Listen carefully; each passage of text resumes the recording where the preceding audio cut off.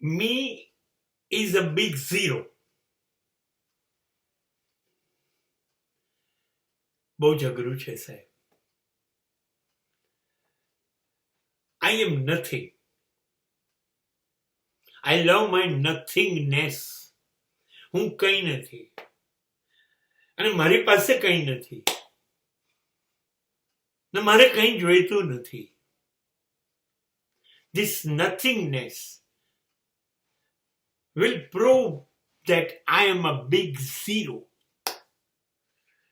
સમાજ તમારી પાછળ પડી જશે. આ વાક્ય બોલતા પહેલા બહુ ધ્યાન રાખજો.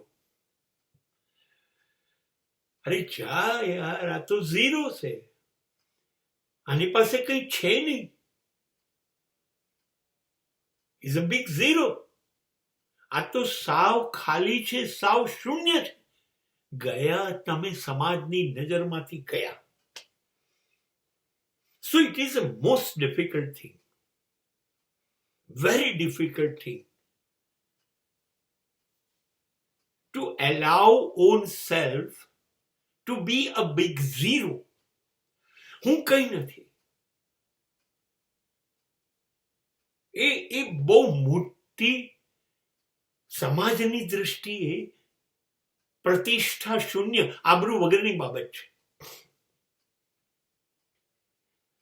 પણ ધર્મ અને અધ્યાત્મ એ તો સાહેબ તમને દુનિયાના શ્રેષ્ઠ માણસનો તાજ પહેરાઈ દેશે. તમે એકવાર બોલી તો જુઓ યાર કે હું કઈ નથી, અને તમને કુદરત તમારી પ્રતિષ્ઠાને ચાર ચાંદ લગાડી દેશે. બહુ જ અઘરું છે, એટલું સહેલું નથી. હું કઈ નથી એવું બોલી કાઢવું. તમારે બધું ભૂલી જવું પડે. ધન, સમૃદ્ધિ, સંપત્તિ, સત્તા, પદ, પ્રતિષ્ઠા, અરે મારા પોતાના, અરે એ પણ છોડો, મારું પોતાનું શરીર, મારી જાત, આ પણ છોડી દો ત્યારે બોલાય આઈ એમ અ બિગ ઝીરો. બહુ મુશ્કેલ છે સાહેબ. અને જ્યારે તમે બોલો છો હવે હું સાવ ખાલી છું, તમે બોલી જુઓ કે હું સાવ ખાલી છું. ઇટ ઇઝ અ શૂન્યત્વ, ઝીરોનેસ. તમે બોલો, અવાજ પહોંચી જશે 7 બ્રહ્માંડ ફાડીને, અને પેલો તરત હલી જશે. માલિક ઈશ્વર જેને પૃથ્વી બનાવી છે, બ્રહ્માંડ બનાવ્યું છે, એ ધ્રુજી ઉઠશે. કોણ છે? અને ઉતરી આવશે. એનો સ્વભાવ છે, જેમ આપણો સ્વભાવ નથી ખાલી થઈ જવું, અને એનો સ્વભાવ છે ભરી દેવું. એને સહન નથી થતું કોઈ ખાલી થાય. એટલે જેવું તમે કહેશો હું સાવ ખાલી થઈ ગયો, એ તરત નીચે આવી જશે ને ભરાઈ જશે તમારી અંદર. તમે ખાલી તો થાઓ, તૈયાર બેઠો છે, ઉતરી આવશે. રૂમ કરીને ઉતરી આવશે તમારે. અને ત્યારે તમે મીરા બની જશો.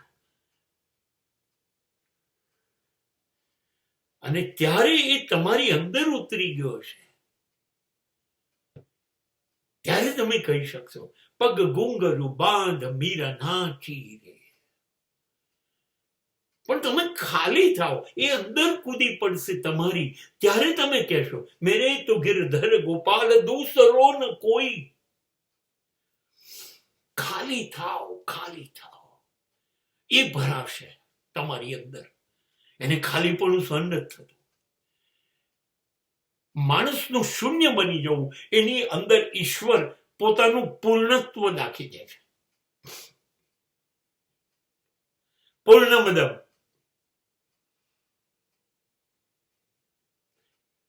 ખાલી થાવ, ઈશ્વર તમારી અંદર એની કૃપા વરસાવવા, અરે ઐશ્વર્ય પોતે જ અંદર ઉતરી જશે.